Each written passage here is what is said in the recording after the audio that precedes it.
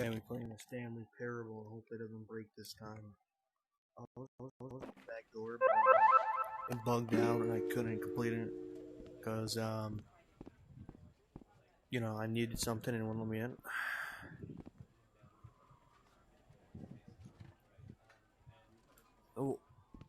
Oh, I didn't even know this was like here the first time I played this.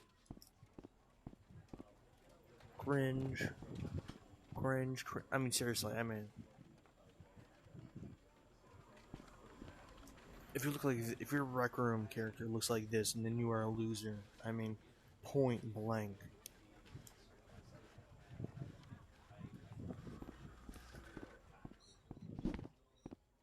Well, they made the game, so doesn't matter. Gonna play it.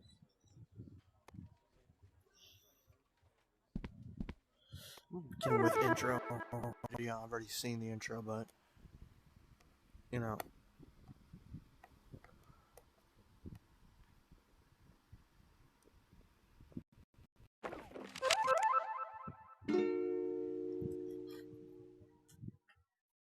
Ooh, I'm taller than.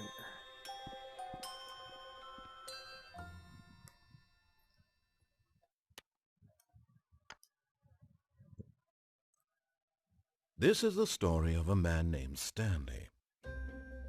Stanley worked for a company in a big building where he was employee number 427. Employee number 427's job was simple. He sat at his desk in room 427 and he pushed buttons on a keyboard. Orders came to him through a monitor on his desk, telling him what buttons to push, how long to push them, and in what order.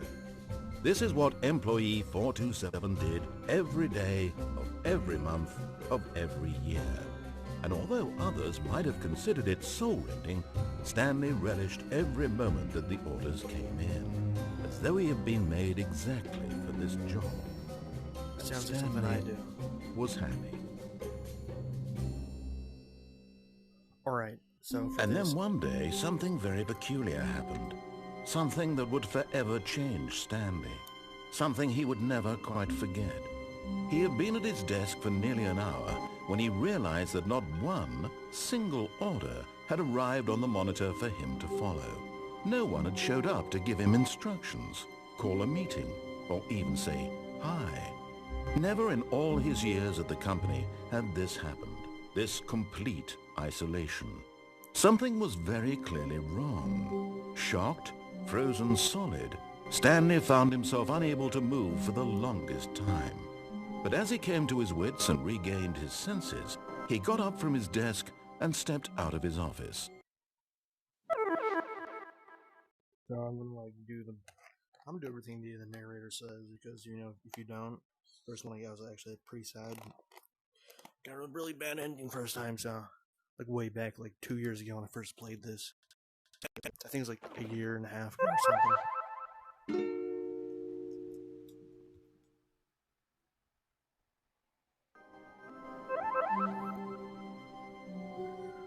Not on my hands, that's weird. All of his co-workers were gone. What could it mean? Stanley decided to go to the meeting room. Perhaps he had simply missed a memo. Yes, perhaps Stanley did miss a memo. Because his hands are gone.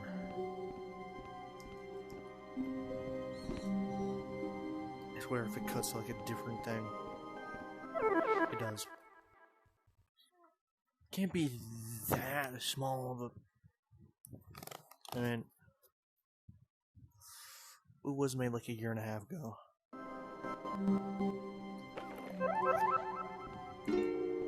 When Stanley came to a set of 2 open doors, he entered the door on his left.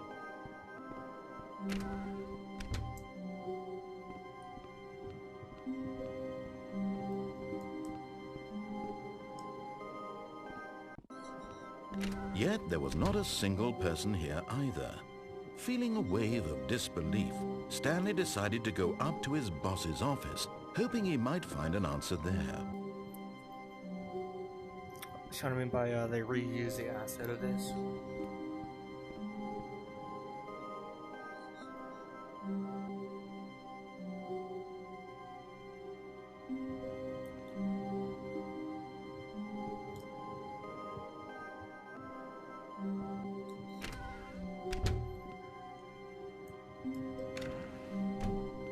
Stanley stepped into the broom closet, but there was nothing here, so he turned around and got back on track.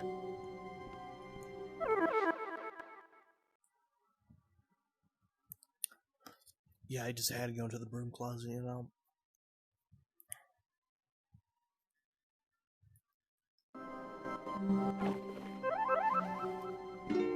Coming to a staircase, Stanley walked upstairs to his boss's office.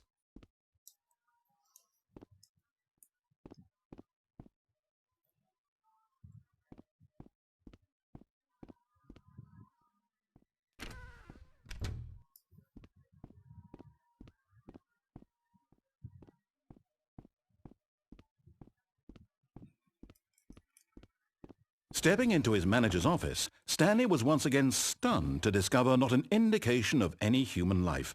Shocked, unraveled, Stanley wondered in disbelief who orchestrated this, what dark secret was being held from him. What he could not have known was that the keypad behind the boss's desk guarded the terrible truth that his boss had been keeping from him.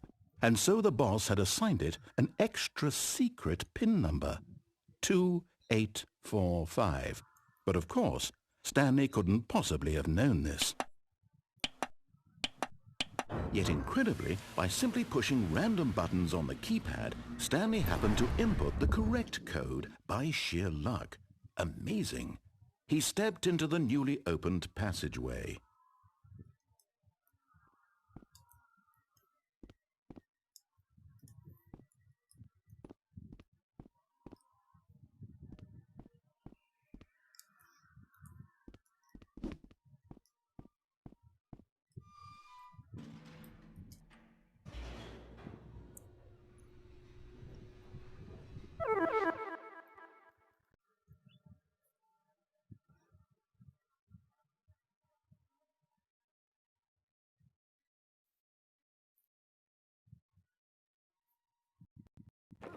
Descending deeper into the building, Stanley realized he felt a bit peculiar.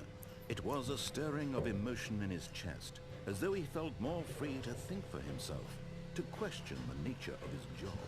Why did he feel this now, when for years it had never occurred to him?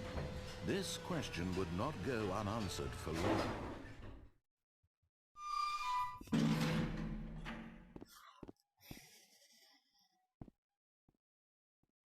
Stanley walked straight ahead through the large door that read Mind Control Facility.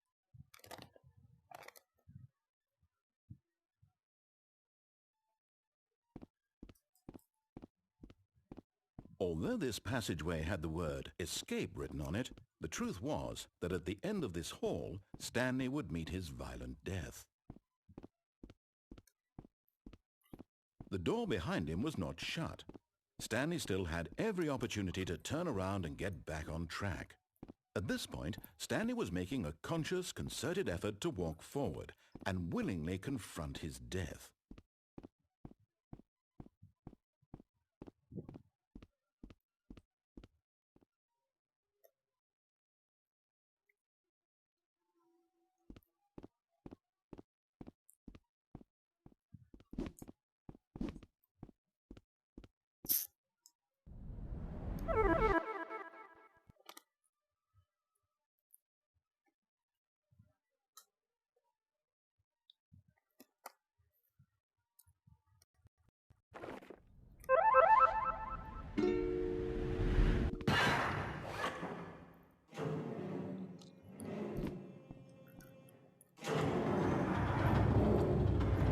As the machine whirred into motion and Stanley was inched closer and closer to his demise, he reflected that his life had been of no consequence whatsoever. Stanley can't see the bigger picture. He doesn't know the real story. Trapped forever in his narrow vision, Get me out of this, please. perhaps his death was of no great loss, like plucking the eyeballs. So he resigned and willingly accepted this violent end to his brief and shallow life. I didn't mean to, please, I didn't mean to. No. Guys. "Farewell, Stanley," cried the narrator, as Stanley was led helplessly into the enormous metal jaws. In a single visceral instant, Stanley was obliterated, as the machine crushed every bone in his body, killing him instantly.